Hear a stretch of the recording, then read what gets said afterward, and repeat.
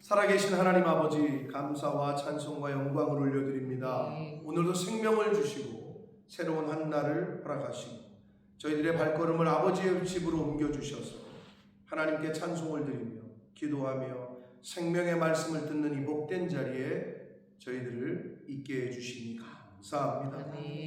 저희가 돈을 지불하거나 값을 지불하고 이 자리에 있는 것이 아니라 생명을 얻은 것이 아니라 오늘 한 날을 얻은 것이 아니라 하나님의 은혜로 이 자리에 있음을 고백합니다. 아버지 하나님, 은혜로 주신 생명과 시간과 이 모든 하루를 살아갈 때에 오늘 주시는 말씀을 잘 듣고 가슴에 새기고 그 말씀을 중심으로 오늘 한 날을 살아가는 제가 되게 해주시고 이 말씀을 듣는 새벽 성도들과 한 영혼 한 영혼들이 되도록 주님 은혜로 함께하여 주옵소서. 아멘. 이 시간 말씀을 듣겠습니다. 성령 하나님 제 입술을 주장해 주시고 듣는 한 영혼 한 영혼의 그 중심을 눈과 귀와 입과 마음을 주장해 주심을 믿사옵고 예수 그리스도 이름으로 축복하며 기도드립니다. 아멘. 아멘. 어제까지 말씀을 여러분이 잘 들으셨다면 지난번 시간까지 요 몇 장 그 12장 그 11장에서 계속해서 명단이 나와 이름이 계보로라고도 할 수 있고 이름이 계속해서 나오고 있는데 발음하기도 어려운 오늘도 이름이 계속 언급이 돼요. 제사장과 레위인의 명단 그 족보처럼 보이는 이름들이 계속해서 나오고 있는데 이게 왜 언급이 되어 있느냐. 포로 귀환 공동체, 그러니까 바벨론 포로 70년이 끝나고 귀환하라는 하나님의 은혜 또는 말씀, 그 믿음을 따라서 돌아온 자들, 돌아오기 쉽지 않았다고 제가 말씀을 드렸고 상상을 해보라 그랬어요. 여러분 쉽지 않다고 그랬어요. 신앙적인 정통성과 하나님의 언약의 계승을 강조하는 중요한 본문이라는 거예요. 이들의 이름은 일제시대 때 징용으로 끌려간 사람들의 숫자와 이름이 몇 명인지 누군지도 모른단 말이에요. 근데 간혹 이제 뉴스에 보면 그 명단이 기록됐다, 뭐 가서 징용에 끌려간 사람들의 이름이 적혀진 뭐 그런 것들이 발견됐다. 굉장히 중요하게 다루잖아요. 당연하죠. 누가 끌려갔는지 몇 명인지 이름도 몰라요. 그래서 여기에 이렇게 기록이 되어 있는 건 굉장히 중요한 의미를 담고 있다. 그래서 이 명단은 느헤미야가 성벽을 봉헌하기 직전, 이제 27절 이제 이하에 이 12장 27절 이하가 바로 느헤미야가 성벽을 봉헌하는 봉헌식에 앞서서 이 명단의 이름을 거기다 지금 오늘 이 부분에 배치를 했다는 거고, 공동체가 하나님 앞에 예배하는 백성으로 회복되어졌음을 보여주는 의미가 있는 것이 오늘 본문이다. 그래서 잘 오늘 본문을 보시면은요, 수룹바벨과 함께, 수룹바벨은 포로 귀환이 3차에 걸쳐서 이어졌는데 1차 때 지도자예요. 1차 때 수룹바벨, 2차 때 예수와 3차 때 느헤미야. 자, 수룹바벨과 함께 귀환한 제사장들과 레위인의 이름이 1절부터 9절에 기록되어 있는 거고요. 10절과 11절 2절에서는 대제사장의 계보예요. 대제사장. 12절부터 21절에는요.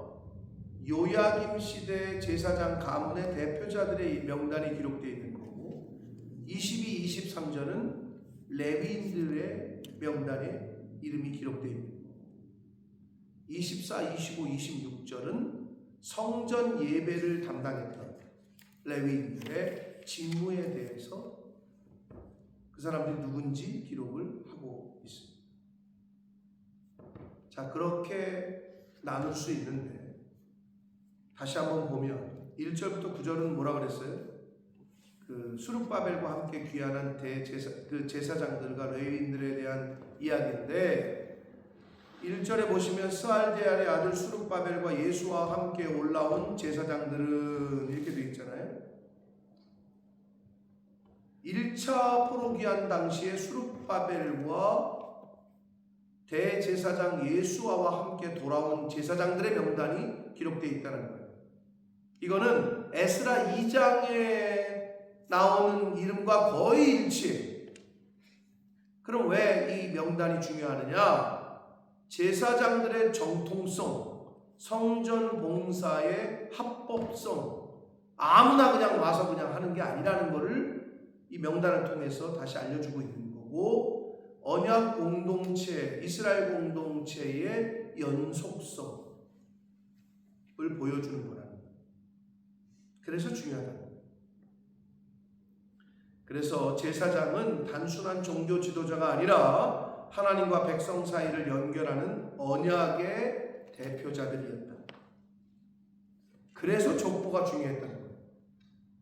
그냥 야, 할 사람이 없는데 네가 할래? 내가 할까? 이런 정도의 직무가 아니었다라는 거. 연속성, 합법성, 정통성. 그게 뭐로? 이 명단으로 언급이 된다는 거예요. 자, 2절부터 7절까지는요. 22개의 제사장 가문이 소개되는데 대표적으로 스라야, 예레미야, 에스라, 아마리아, 말룩, 합두스, 스바냐 등등이 나오는데요. 이건 뭐냐 하면 이것도 개인보다는 헤드 오브 패밀리, 즉 제사장 가문의 대표자들의 이름이 기록이 되어 있다는 거예요. 다시 말씀드려요. 혈통 중요하게 여기잖아요. 예를 들면 안중근 의사의 멧돼손이다 뭐 이런 거 중요하게 여기잖아요. 그래서 나라에서도 뭐 안중근 의사 이렇게 나라에 헌신했던 분들, 독립투사들 후손들을 예우하고 대우하는 거잖아요. 그런 측면인 거죠. 하나님이 성경에 그 사람들의 이 발음하기도 어려운 사람들의 이름을 기록한 이유가 뭐냐? 이건 예우고 인정하겠다는 거예요. 8절 9절에서는 레위인의 이름이 기록됩니다. 대표적으로 예수와 빈누이, 감미엘, 세랴바, 유다, 마따냐 이렇게 레위인의 이름이 기록되어 있는데 여기 보면 감사의 찬송이라는 말이 계속 반복됩니다. 레위인들은 성전에서 봉사하는 일에 구별된 사람들이었잖아요. 찬양하는 일, 감사하는 일, 예배를 인도하는 일을 담당했어요. 그래서 이것은 다윗 시대 바벨론 포로 이전의 예배의 전통이 이제는 제대로 회복되어져 가고 있다 라는 것을 보여주고 있는 거예요. 그 부분이 8절 9절에 언급된 이름과 그 일들을 통해서 찬송하는 일을 맡았다 이런 언급들을 통해서 직무를 따라 이런 언급을 통해서 이제 다시 예배가 회복되고 이제는 제대로 정상 궤도에 올라가고 있다 이런 것을 보여주고 있습니다. 자, 10절과 11절은요 포로 귀환한 시대 때의 대제사장들의 계보인데 예수와 요아김, 엘리야십, 요야다, 요나단, 얏두아로 이어지는 포로 이전 그리고 포로기 때 귀한 이후까지 이어지는 대제사장들의 명단이거든요. 언약의 연속성을 보여주고 있다라고 보시면 됩니다. 근데 여러분 중요한 게 뭐냐면요. 10절의 마지막, 11절의 마지막에 보면 요나단은 얏두아를 낳았다 이렇게 돼 있잖아요. 뭐 누군지도 모르죠 우리는. 근데 기록에 보면 이 얏두아가 바벨론 포로 끝나고 바벨론이 페르시아에 멸망한단 말이에요. 그렇잖아요. 페르시아 시대까지 이어지는 인물이 얏두아예요. 네. 따라서 본문의 최종적인 어떤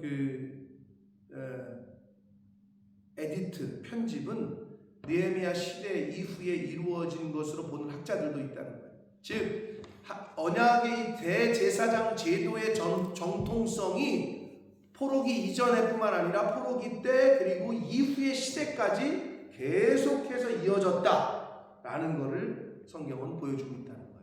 학문적으로 굉장히 중요하죠. 자, 12절부터 21절까지는요. 요야김 시대의 제사장 가문의 대표자들의 이름이 언급됩니다. 스리아야 가문, 무리아야, 예레미야 가문에서는 하나냐, 에스라 가문에서는 무술람 이렇게 되어 있는데 이거는 뭘 얘기하느냐? 한 세대가 지나도 제사장 직분이 계속해서 유지되었다라는 것을 교훈하는 거고, 이 하나님의 언약은 개인에게뿐만 아니라 세대를 통해서도 계속해서 이어진다라는 교훈을 우리에게 주시고 있습니다. 22절, 23절에는 바사왕 다리오 때라는 얘기가 나와요. 22절에 보면 바사왕 다리오 시대라는 표현이 나오는데, 자, 당시에 이 기록이 얼마나 잘 보존되어졌는지를 우리에게 알려주는 거고, 역대 지략이라는 표현이 또 나오는데 이거는 공식적인 오피셜 기록이다 라는 것을 의미하는 거예요. 역대 지략에 남아있다, 이런 표현. 우리는 오늘날도 여러분 대통령이 정년이 끝나면 대통령 기록관에 대통령이 그 당시 대통령이 했던 모든 업적들이 기록이 돼서 보존됩니다. 오늘날도 조선왕조 500년 이런 역사의 기록처럼 오늘날도 이재명 대통령이 끝나면 이재명 대통령의 업적들, 행한 일들이 기록이 되어져서 대통령 기록관으로 이관이 돼서 기록이 되어져서 남아요. 비슷한 거죠. 오피셜 기록이라는 것을 언급을 하고 있습니다. 자, 24절을 보면 레위인들의 직무에 대한 이야기가 나옵니다. 서로 마주서서 찬송하는 모습이 강조되는데, 이거는 다윗 때 정한 예배 질서를 그대로 따르는 거예요. 즉 예배는 즉흥적이지 않고 질서 있게 드려졌다라는 것을 교훈하고 있습니다. 그냥 우리가 하고 싶은 대로, 야 이거는 그냥 여기는 이렇게 하고 이렇게 하면 되지 않겠냐, 이게 아니라 그 이전에 다윗 시대 때부터 정해졌던 질서에 따라서 다시 그 예배가 회복되어졌음을 이제 알려주는 거고, 25절에는 문지기들 마따냐, 박부가, 오바댜, 무술람, 달몬, 악굽 문지기들이 등장을 하는데, 성전을 출입하거나 거룩함을 유지하고 성전 보호를 담당했던 이름들이 이제 기록이 되어 있어요. 그래서 여러분 주일날 예배가 진행될 때 어때요? 보이는 사역도 있죠. 예배가 드려질 때 목사님 찬양대, 그렇지 않아요. 보이지 않는 곳에 수고하는 분들, 보이지 않는 봉사도 굉장히 중요했음을 문지기까지. 오늘날 우리 교회는 주차 요원은 없지만 한국교회 대부분은 주차 요원, 대부분 좀 큰 교회들은 장로님들을 시켜요. 장로님들이 주차봉 들고 주차하는 거예요. 그런 것부터 시작해서 예배를 준비하는 모든 보이는 보이지 않든 이거가 중요하다는 것, 문지기의 이름들이 여기 언급됐다는 건 굉장한 의미를 담고 있습니다. 자, 그래서 이들은 요야김, 느헤미야, 학사, 에스라 시대의 사람들이었다라고 26절에 이제 말씀을 하는데, 종교 지도자와 정치 지도자가 함께 공동체를 세워갔음을 강조를 해주고 있습니다. 자, 여러분 우리가 아까 26절까지 읽을 때 사람의 이름 발음하기도 어려운 이름을 읽었는데 도대체 이 사람들의 이름이 뭔가, 왜 명단이 이렇게 기록이 되어져 있는가를 다시 한번 제가 설명을 했어요. 여러분 하나님은 하나님의 언약을 제너레이션 한 세대 끝나고 다른 제너레이션, 다른 세대, 그게 명단이고 족보잖아요. 한 세대가 가고 다음 세대가 오고 다음 세대, 이 언약이 계속해서 이어지고 있다라는 것을 이 말씀을 통해서 보여주고 있는 거예요. 그 그럼 뭐예요, 여러분? 사람은 바뀌어요. 그러나 언약은 계속됩니다. 풀은 마르고 꽃은 시드나 하나님의 말씀은 영원하다. 아멘. 하나님의 언약은 내 때에 끝나는 게 아니에요. 하나님의 약속은 내 자식 때에도 가는 거예요. 그리고 하나님은 이름 없는 충성도 기억하신다. 모든 이름을 기록하셨어요. 문지기들의 이름까지도 대제사장으로부터 문지기에 이르기까지 하나님은 다 기억을 하신다라는 것을 우리에게 보여주고 있는 것이 오늘 본문입니다. 그리고 예배는 목사님만 예배 드리는 게 아니라니까요.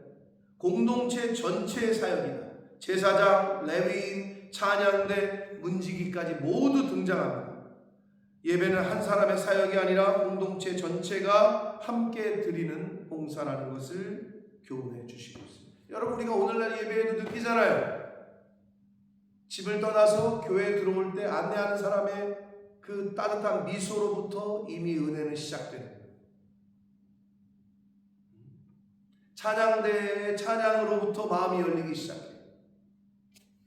예배가 시작됩니다. 기도를 준비하신 분의 기도에 또 은혜가 있어요. 성경 봉독을 하는 사람의 모습만 봐도 은혜가 돼요. 여러 사람, 그러니까 오케스트라가 합주, 각각의 악기가 소리를 내지만 아름답게 하모니를 이루는 것처럼 예배는 그런 거예요.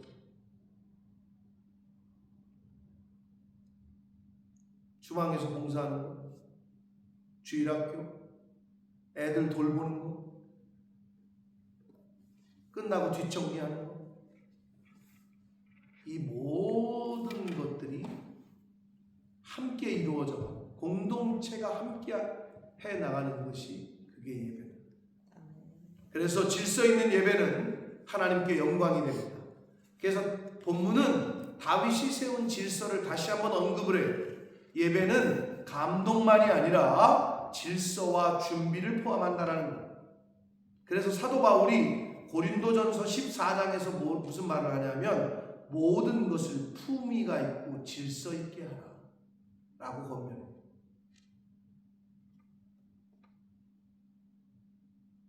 그러니까 교회는 대충 하면 되는 게 아니에요. 품위가 있고 질서가 있고.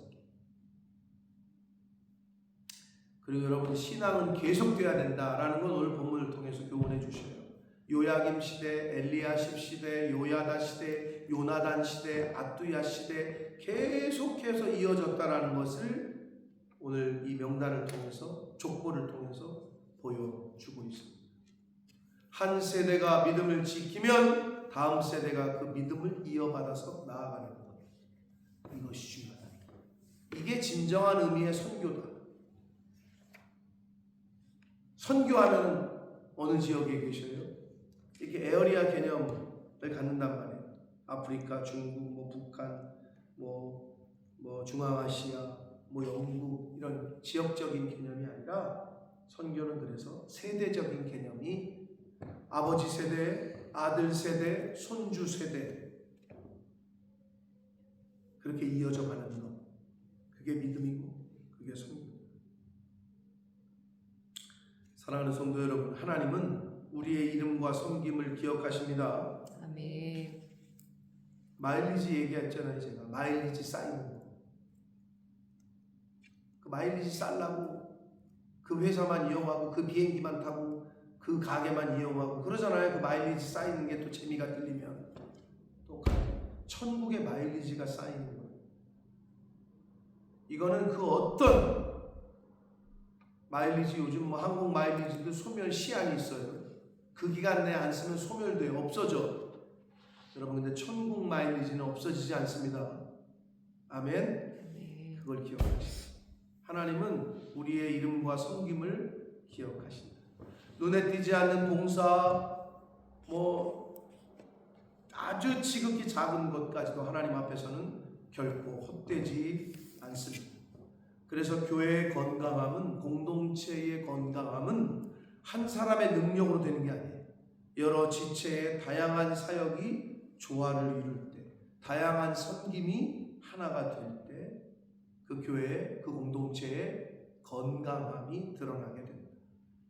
그리고 예배는 감정만 있는 것이 아니라 말씀과 찬양과 봉사와 질서가 함께 어우러질 때 하나님께 합당하게 드려지게 됩니다. 그리고 신앙은 개인의 경험으로 끝나지 않고 다음 세대에 전수되어져야 하는 언약의 유산이 신앙입니다. 이걸 명심하시고 여러분의 기도하는 모습, 여러분의 신앙 생활, 여러분의 생활의 결정, 결단, 이 모습이 자녀들에게 고스란히 기억되어지고 흘러간다. 지금 내 새끼는 교회도 안 나오고 뭐 그러는데요. 그렇지 않아요. 하나님의 때가 되면 하나님이 돌이키시고 여러분의 기도와 그 헌신을 보시고, 성경에도 나오잖아요. 아브라함의 믿음을 보시고 다윗을 보시고, 그렇기 때문에 헛되지 않은 거예요. 부모의 그 믿음과 기도가 그렇기 때문에 헛되지 않은 것이다. 자, 오늘 이 제사장과 레위인들의 계보, 이 명단, 문지기들의 명단, 자, 이것은 언약의 연속성과 예배의 정통성과 세대를 이어 역사하시는 하나님의 신실함을 하심을 보여주는 그러한 의미가 있는 것이 바로 명단이고 이름이라는 거예요. 바라기는 오늘 우리 세대, 내 세대가 내가 지금 이 자리에 있다. 그럼 내 세대 때 내가 해야 될 것을 지키고 헌신함으로, 여러분이 이 자리에 있기 때문에 교회가 지금 존재하는 거예요. 목사 혼자 있으면 그게 되겠어요? 안 되죠. 또 여러분만 있으면 되겠어요? 안 되죠. 이게 바로 교회라는 거예요. 이러한 원리를 따라서 각자의 자리에서 충성스럽게 섬기고 질서 있는 예배를 드리고 다음 세대의 믿음을 전수하는 우리 교회, 여러분 가정, 우리 공동체가 되기를 예수 그리스도 이름으로 축복합니다. 아멘. 살아계신 하나님 아버지, 감사와 찬송과 영광을 올려드립니다. 아멘. 발음하기도 어려운 이 명단을 여기다 왜 적으셨을까? 도대체 무엇을 우리에게 알려주시고 싶으셨을까? 대제사장부터 문지기들의 명단 이름이 기록되어져 있는 것을 통해 오늘 말씀을 통해 다시 한번 교훈받습니다.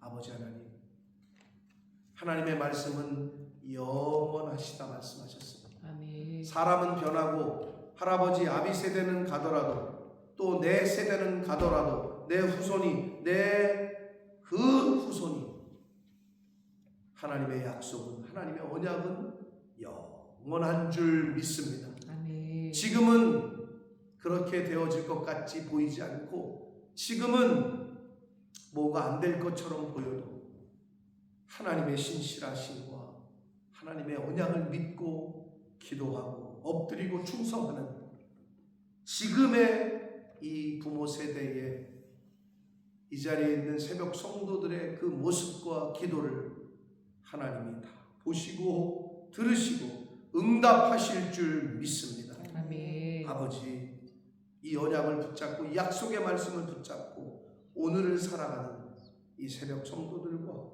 이 말씀을 듣는 한 영혼들과 우리 몸된 교회 공동체, 성령 하나님, 흔들리지 않는 믿음과 굳건한 믿음을 허락하셔서 이 세상 하나님이 부르시는 그날까지 이 모습을 우리의 자녀들에게, 믿음의 후배들에게 잘 보여주다가 하나님 앞에 서는 제가 되게 해주시고 이 자리에 있는 한 영혼들, 이 말씀을 듣는 믿음의 사람들 될 수 있도록 은혜 내려 주옵소서. 아멘. 예수 그리스도 이름으로 축복하며 기도 올리옵나이다.